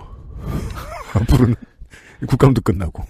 저희가 일단 고발을 하게 되면 그걸 집행하기 위해서 네. 본인을 다시 또 그 소재 파악도 하고. 아, 의원님 다시요. 야당 안 도와준다면서요. 저희가 이제 이건 근데 사실 야당에서도 반대를 할 수가 없는 게 국회에 증인 채택된 사람들을 아예 증인 채택되기 전에 뭐 증인 채택을 막았으면 모르는데 네. 채택된 것을 안 해준 나오게 하는 걸 것을 보면, 고발하지 않는데 그 국회 스스로가 음, 그 자기의 권위와 권한들을 갖다가 무시하거나 포기하는 것이 되기 때문에 이건 의정 활동의 원칙이 맞지 않죠, 사실상에서. 네. 이 부분을 가지고 야당을 적극적으로 설득하겠습니다. 네. 한국당의 간사들과 좀 더 설득을 해보시겠다. 예. 알겠습니다. 반대의 명분이 없다고 봅니다. 알겠습니다. 두 번째 질문은 아무래도 인천에서부터 정치 경력을 시작을 하셨고 송영길 시장 당시에 일을 많이 하셨고 하다 보니까 인천과 관련된 얘기가 많습니다. 피감 대상 중에 인천광역시가 있었죠. 유정복 인천시장 해외 투자 유치 1호 검단 스마트시티. 사실 그 사업을 한다는 거는 지나가다가 뭐 뉴스 채널 광고 같은 데서 봤는데 인천 바깥에 보셨어요? 있는 사람들도 예. 그 사업을 한다는 거 정도는 알았죠. 예. 근데 그 인천 바깥에 있는 사람들은 와 저런 큰 사업을 한대라고 본 모든 게 망해 있다는 걸 몰라요. 예. 그 중에 제일 큰 게 검단 스마트시티 사업인데 작년 11월에 무산이 되었더군요. 저도 이번에 보면서 깜짝 놀랐던 게 이렇게 넓은 땅인 줄 몰랐습니다. 예, 470만 제곱미터 다 예. 합하면 평수를 우리 흔하게 청취자들이 아실 140만 평. 143만 평 정도. 143만 평. 예. 드는 돈은 일단 최소 다 합하면 5조 정도. 예, 그렇습니다. 라고 보시는 것 같았고 이 정도 큰 사업 이게 날아간 건 국책 사업이어도 어마어마하게 큰데 시정의 사업이었습니다. 이게 어쩌다 이렇게 소리 소문 없이 증발됐을까요? 국정감사 기간에 인천시 국감을 국토에서 10년 만에 했습니다. 그동안 못했습니까? 예, 이런저런 이유로 국토이권은 안 받았더라고요, 보니까. 예. 보통 지방자치단체 가는 게 국토위, 행안위, 네. 뭐 가까운 이제 보건복지라든가 뭐 이런 데도 가는데, 네.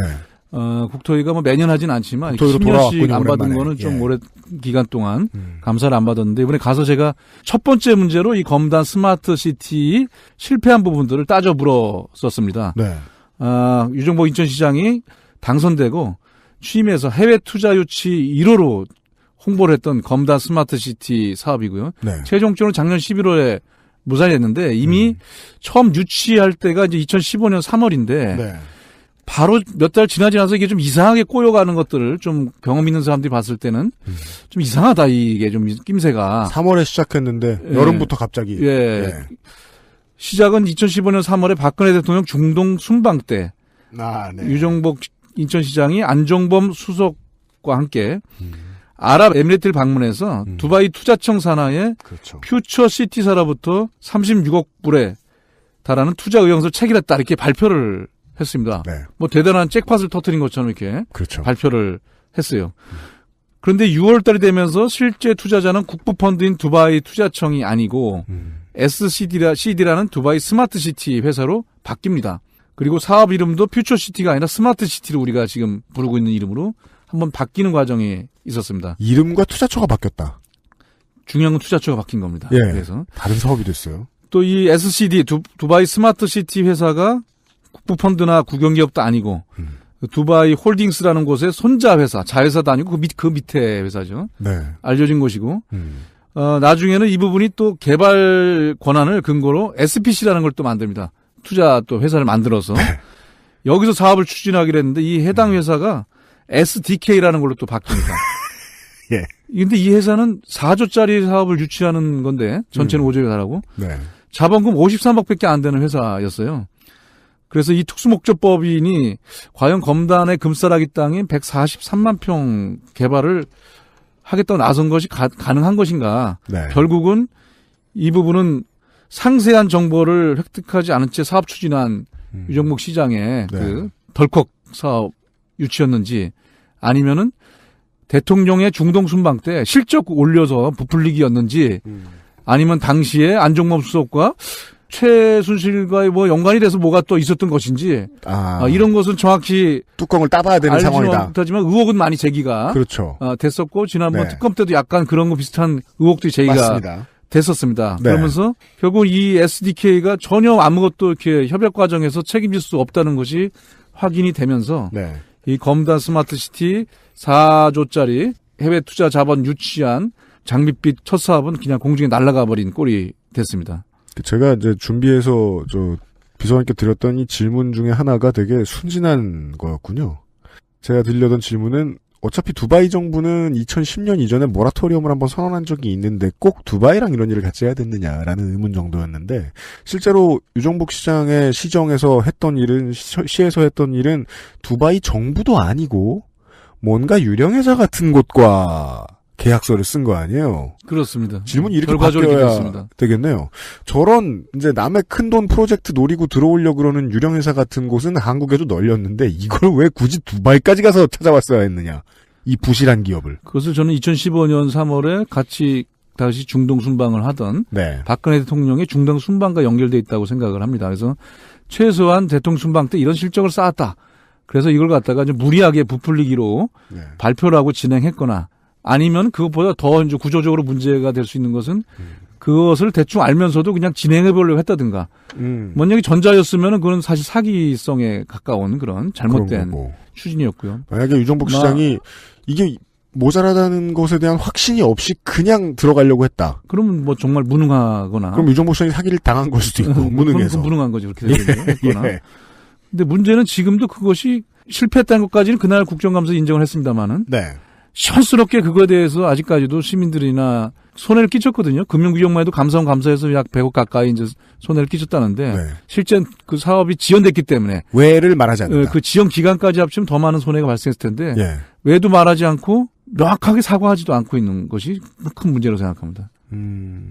강요하니까 막 자꾸 물어보니까 유감이다는 얘기 정도는 했습니다마는 의혹에 대해서도 속 시원하게 얘기를 하지 않았고 시장으로서 책임감을 갖고 사과하는 것도 명확하게 하지 않았습니다. 예. 정치인이 사과를 아낀다는 건 사과를 통해서 언론에 나가는 이미지 때문에 반대편에서 다시 한번 찌르는 게 두렵다. 이것을 더 알아보려는 것이 두렵다. 보통 이런 메시지인데요. 그래도 일단은 시민들한테는 사과하는 게 뭐 저는 정도라고 생각합니다. 알겠습니다. 그렇다면 이제 국감에서 지적하신, 유관석 의원이 지적하신 이 사업을 발표한 데가 시장 본인도 아니고 투자유치과도 아니고 유 시장의 비서관 중에 한 사람이었다.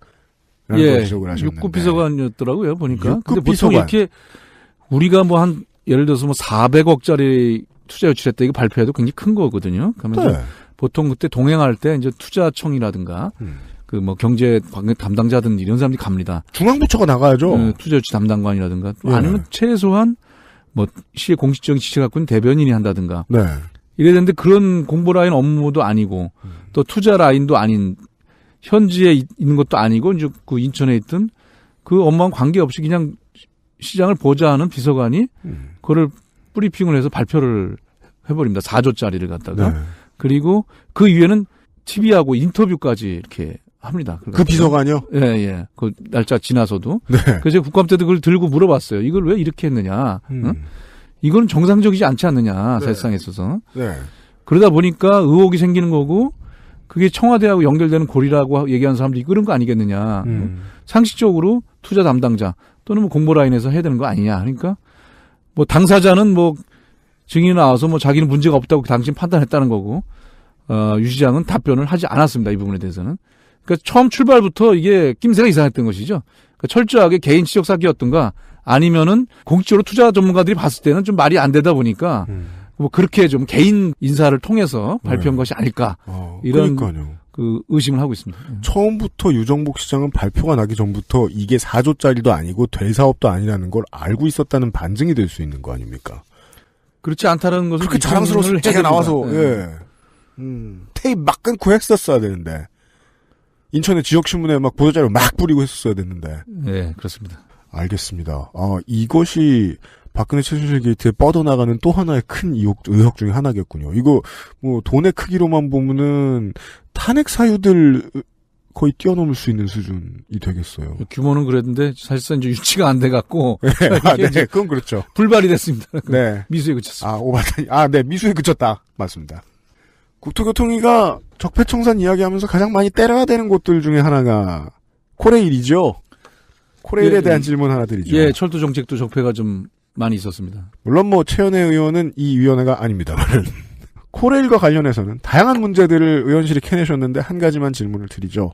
수서 고속철도 주식회사 짧게 말해 주 SR이지요. 네. 여기서 생길 수 있는 위험을 코레일이 떠안도록 되어 있는 구조가 되어 있다라는 걸 지적하셨습니다. 네네. 철도나 공공사업에 관심 없는 인프라 사업에 관심 없는 사람들한테는 이게 뭔가 싶습니다. 여기에 문제는 뭡니까? 강남권 쪽에서 이제 출발한 KTX 같은 건데. 뜬금없는 거대한 수소역이죠. 예, 지금 봐도 예. 이해가 안 되죠. 이 코레일이 이제 SR이 이제 출발할 초기에 갖고 있는 여러 가지 재정 적자라든지 이런 것들을 메꿔주는 역할을 하는 것이라는 것들이 관련 자료를 통해서 좀 드러났습니다. 네. 이명박 정부 때부터 공기업 선진화 이래갖고 자꾸 민간 회사 민영화시키거나 민간에서 매각하는 정책을 폈습니다. 그래서 경쟁 체제가 안 되는 거를 경쟁 체제처럼 만들려고 어떻게 보면 가짜 그 경쟁 체제를 만들려고 하다 보니까 SR을 만들면서 네. 출발을 시켰는데 SR이 이제 적자를 볼 수 있기 때문에 거기에 대해서 국토교통부가 SR의 투자 기간 유치할 당시에 고정금리 5.6%를 보장하는 풋옵션을 부여하는 조건을 네, 그게 풋옵션이죠. 제시했습니다. 그래서 예. 2023년까지 풋옵션을 행사할 경우 투자 원금의 연복리 5.6%를 가산한 금액을 지급받을 권리를 보장해주는 것인데 네. 여기서 이제 그걸 보고 의문점이 생겼습니다. 그럼 5.6% 수익률 보장을 어떻게 해주려고 이것을 누구 돈으로? 했을까? 누구 돈으로? 투자 기간에 손실 위험 없이 이익을 기대할 수 있는 것은 혹시라도 SR이 자체가 해결 못하면 누가 다른 사람이 손해분을 부담하는 것이 아닐까. 그렇죠. 네, 그래서 이 부분을 좀 함정 의심 갖고 추적해 보니까 SR의 매출이 감소하면은 코레일의 위탁비가 같이 원래 정해진 값을 받는 것이 아니라 연동해서 감소를 해서 SR의 안정적 영업이익을 보완해주는 효과를 발생할 수 있게 그렇게 부속 합의서가 돼 있습니다. 코레일은 SR의 수익이 떨어지면 같이 받아야 될 돈이 떨어지기 때문에 네. 손해를 떠안게 돼 있는 그런 부속 합의서였던 거죠. 장사가 안 되면 안 되는 만큼 코레일이 계속 메꿔주는 수준이다. 그렇죠. 근데 정해진 값을 받는 것이 아니라. 네. 그래서 보니까 코레일이 매년 1260억 원 이상의 손해가 이제 발생을 안게 됐었습니다. 예. 자가당착이죠. 경쟁체제를 한답시고 사기업을 갖다 박아놨는데 그 기업이 망할 것 같으면 공기업이 도와준다. 그렇죠. 경쟁이 아니지 않습니까? 예, 그렇습니다. 시장 원리상은 있을 수 없는 거죠. 이것은 그렇죠. 국토부가 당시에 개입했을 거라고 저희들은 경쟁 없는 경쟁체제를 만들어주기 위해서 네. 불합리한 계약을 맺고 코레일이 손해를 보고 있기 때문에 이 부분은 철도 적폐 정책 중에 하나다. 이거에 대해서 다시 한번 철저하게 조사를 해서 네. 잘못된 부분들을 바로 잡아라 이렇게 국감에서 요청을 하고 촉구를 했습니다. 두 가지 질문이 남습니다. 우리가 이제 이명박 정부 때 많이 보았던 지방의 일부 이용률이 낮은 고속도로 혹은 뭐 이용률이 높은 대도시에 있는 터널이나 이런 도로들 이런 데의 수익 보전을 국가가 막 과하게 해주는 그런 형태. 사기업이 들어왔다고 했는데 결국은 국가 돈으로 운영되는 수준의 그 형태랑 거의 비슷하거든요. 민간 손실을 갖다 정부가 맺어주는 것은 이제 공공에 투자를 하게 해서 이제 보완해주는 네. 뭐 하나 예를 우리가 터널을 했는데 통행료 바꾸는 거 있지 않습니까? 네. 그러면 MRG라는 걸 맺습니다. 그래서 그렇죠. 최소 수익 보장이라고 그래갖고 책정해서 그 이하가 되면은 정부가 보조해주기도 하고 뭐 이런 것들이 있죠. 근데 이제 요것보다도 더 이제 문제가 되는 거는 이 열차운행 이원화로 인해서 그런 공공성이 보장됐다고 볼 수 있는 거야, 과연 그 부분에 있어서.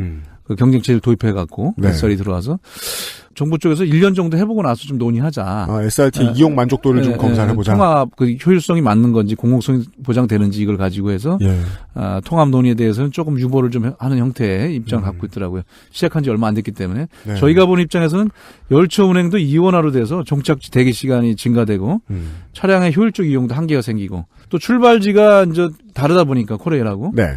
수요가 이제 구분되는 거 아니겠습니까? 특정 지역에 여기에 접근 편의성 때문에 그렇죠. 사실상의 뭐 혜택을 주는 형태가 되다 보니까 강남구를 위한 이런 강남 쪽의 그 혜택을 정부가 앞장서 해준 꼴이 되는 수도 있다. 네. 뭐 이 부분 좀 전면적인 평가를 해봐야 되겠습니다만은 아까 얘기한 부분보다 더 이제 공공성 부분에서 문제가 드러난다면은 이 철도 정책은 전면 검토를 해볼 필요가 있다고 봅니다. 그렇습니다.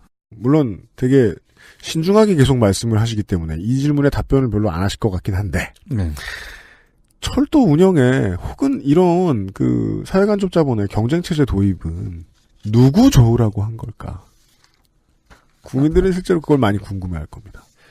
예, 다들 뭐 그 말할 때는 이제 너무 독점 체계가 돼 있다 보면은 거기서 기술 발전도 안 되고 서비스 질도 떨어지고 반드시 경쟁 체제를 해서 그 경영의 효율화를 이루어야지만 그 서비스의 질도 국민들한테 높여서 네. 제공을 하고 네. 이렇게 얘기해 왔습니다. 하지만 과연 누구 좋게 된 것인가 이거에 대해서는 네. 만약 공공성도 없다면 이건 대표적인 적폐 정책이 될 수 있습니다. 네. 돌아가시는군요. 네, 더 캐내시겠죠, 아마 의원실에서. 예. 예, 그러겠습니다. 대체 누가 좋은 건지. 예. 이해할 수 없는 정책을 도대체 왜 밀어붙인 것인지에 대해서 네. 답을 찾도록 하겠습니다. 알겠습니다. 이 수익성 보전은 문재인 정부가 끝날 때까지도 계속되기 때문에 알려주신 바에 의하면. 네. 그 다음은 다시 한번 인천 얘기입니다. 네네. 저같이 이제 그 아까 처음에 말씀해 주셨습니다만은 인천 경인고속도로나 그 근처의 간선로를 지나갈 때도 계속 보면서 저거는 왜 저렇게 예쁘게 라는 생각을 해보신 분들이 정말 많기 때문에 아라뱃길에 대한 질문입니다. 아라뱃길이 윤관석 의원실의 조사에 따르면 당초 물동량 계획의 10분의 1도 안 되는 수준으로 영업을 하고 있다라고 이제 말씀을 해주셨는데 그 길을 좀 돌아다녀 봤거나 주변을 본 적이 있으신 분들은 저하고 비슷한 생각을 하실 것 같아요. 찾는 고객이 있고 화물을 누군가가 싣고 다닌다는 게 신기하다 지금까지. 현재 예. 아라뱃길은 어떻다고 보십니까? 아라뱃길 지금 자전거 도로는 아주 잘 나와 있습니다. 그래서 그 주변에 네. 자전거 동호인들의 대규모적인 행사가 많이 열리고 있고. 그것만큼은 인정합니다. 네네. 네. 이 아라뱃길 공사가 이제 경인운하라고 얘기해갖고 네. 사실 시작할 때부터 상당한 논쟁거리였습니다. 이제. 그렇죠. 경기도판 4대강 사업이다. 예. 예. 그러나 이제 화물 운송과 그러니까 관광 운하를 타고 다니면서 우리가 유럽이랑 가면 운하 멋있지 않느냐? 운하 타고 네. 다니면서 그래서 이 관광객을 관광도 하고 한강까지 가서 그걸 가고 심지어는 이제 뭐죠? 요트 네. 뭐 이런 것들로도 활용할 수 있다 이렇게 해갖고 두 마리 토끼를 다 잡는다고 해서 2조 7천억 원을 들여서 경인 운하를 갖다가 완성을 했죠. 하지만 말씀하신 대로 물동량 계획은 10분의 1 수준인데 지나가면서 보면은 거의 그 화물을 싣고 다니는 배를 볼 수가 없을 정도로 그래서 10분의 1이라도 되냐 이렇게 물어보는 분들도 그죠. 있습니다. 예.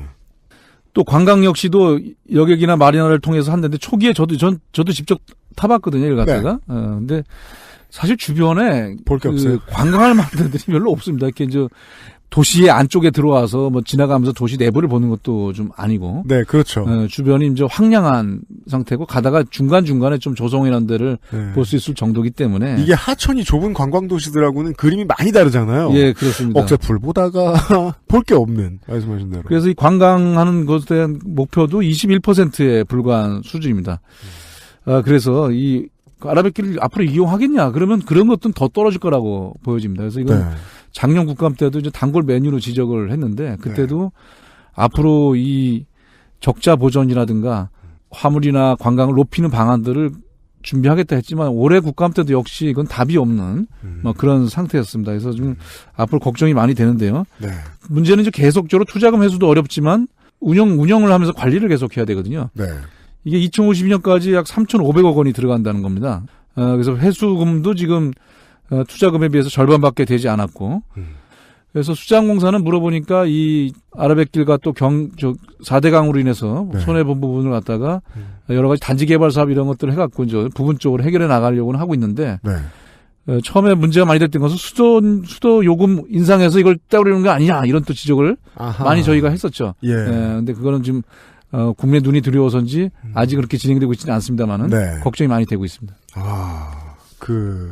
예, 말씀해 주셨습니다. 이미 의원실에서 알린 대로 이제 이 투자금이 손실될 것으로 확실시되는 부분들의 지금까지의 지원이 대부분 국고에서 나갔고, 국가하천 유지비만 해도 매년 70억, 아까 말씀해 주신 거에 따르면 2050년까지 3,500억 정도 들어갈 것이다. 네. 근데도요, 이게, 정치인의 천형 같은 거랄까요? 지난 총선하고 지선 때, 인천에 있는 모든 후보들의 공보를 봤던 기억에 의하면, 정당과 관계없이 아라뱃길을 잘 이용하겠다는 공약을 해야 됩니다. 그거는 이제 두 가지 때문에 그렇지. 하나는 전체는 아니고 여기 경인 운하가 지나가는 그렇죠. 것이 네. 그 인천에서는 이제 그 계양권하고 서부권입니다. 네. 서부권. 그쪽 부분들에서 이제 있었던 거고. 네.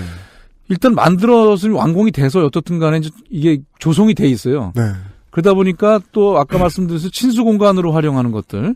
거기서 뭐 문화 공연을 한다든가 자전거 도로로 활용한다든가 이런 부분에 대한 만족도는 굉장히 높아요. 이거 애초에 부수적인 효과죠. 이거 살상에 있어서. 그래서 네. 이제 검단이나 이런데 아파트나 오피스텔 분양 홍보에도 그 그렇습니다. 아라뱃길 네. 얘기가 나와 있는 거군요. 예. 그래서 그런 쪽에 이제 포인트를 맞춰서 얘기를 하고 있는 것이고 두 번째는 좀 그걸 다시 갈아엎을 수는 없는 상태입니다. 이게 이제 일단 방수 효과에는 도움을 줬어요. 그러니까 이제 예. 상습 뭐 침수라든가 이런 부분들에 대해서는. 근데 그렇게 많은 돈을 줘서 이걸 할 필요는 없었던 건데. 그러면 이미 만들어진 거니까 어떻게 활용할 것인가. 한강과 연결 부분, 한강 서울시 입장에서는 이게 뭐 이 선박의 사이즈나 뭐 기술적으로도 그렇고 이건 효율성으로도 불가능하다 이렇게 해서 지금 안 되고 있습니다. 이제 네. 그럼 자체적으로 계획을 세워야 되는데 뭐 그런 활용도를 높이겠다라는 것들을 갖다가 먼저 선거 때 얘기를 했을 겁니다. 알겠습니다.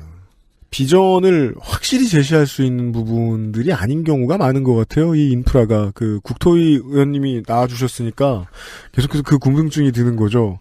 예전에 의원이나 대통령이나 도지사나 시장이 선심성이었든 아니면은 가장 큰 공약이었든 해가지고 뭔가 수익성이 없는 국토 개발을 거하게 해놓고 나면 그 다음 정권이 들어왔을 때 그냥 부셔버릴 수가 없다. 그렇습니다. 매몰 비용도 있고. 예, 활용 방안을 갑자기 찾아야 되고. 예. 기존에 새로운 사기업이 나타나가지고 국가 인프라를 내줬으면 그 회사 걸 갑자기 뺏어올 수도 없고 우리가 공산 국가도 아니고 연착륙 방법을 찾아야 되는 문제들이 계속 나왔네요. 알겠습니다. 국토위 위원들이 잔소리를 열심히 하면 모라토리엄 들어갈 것도 그나마 좀 늦게 들어간다거나 막을 수 있다거나 할 수도 있을지도 모르겠네요. 예, 저희가 더 노력하겠습니다. 네, 알겠습니다. 17 국정감사 기록실 국토교통위 편에 남동구의 윤관석 의원이 수고를 해주셨고요. 지난 국감도 수고해주셨고 오늘 나와서도 수고해주셨다는 의미로 저희가 이런 정도의 템이 어울리실지 모르겠는데 이런 선물을 준비했습니다. 신발인 것 같은데요? 아닙니까? 자신이 없으시다니 당연히 신발이죠. 네. 예. 신고 열심히 뛰라고 해서 아마 네. 아주 좋은 신발을 네. 주신 것 같아서 발에 땀나도록 뛰어야 될 것 같습니다. 알겠습니다. 윤관석 의원님 같은 분한테는 조깅이 어울립니다. 왜냐하면 뛸 때 눈썹이 휘날려야 멋있거든요. 오늘. 아이고, 예. 네. 소래포구를 뛰어다닐 때 쓰십시오. 감사합니다. 그 외에도 계약갱신 청구권 제도나 주택임대료 상한제도 같은 거 이제 입법하신 거 네네. 관심을 가지고 지켜보고 있는데 원안 반영이 되도록 필요한 것이 있다면 나중에 또 저희 방송에서 한번 모셔가지고 얘기를 좀 더 들어보겠습니다. 오늘은 국감이어서 짧게 줄일게요. 네. 윤관석 의원이었습니다. 예, 감사합니다. 수고 많으셨습니다. 아이고, 예, 고맙습니다. 이거 진짜 주신 거예요? 저도 물러가겠습니다. 듣느라 수고하셨습니다. 잠시 후에 교문이 시간에서 다시 만나 뵙도록 하겠습니다.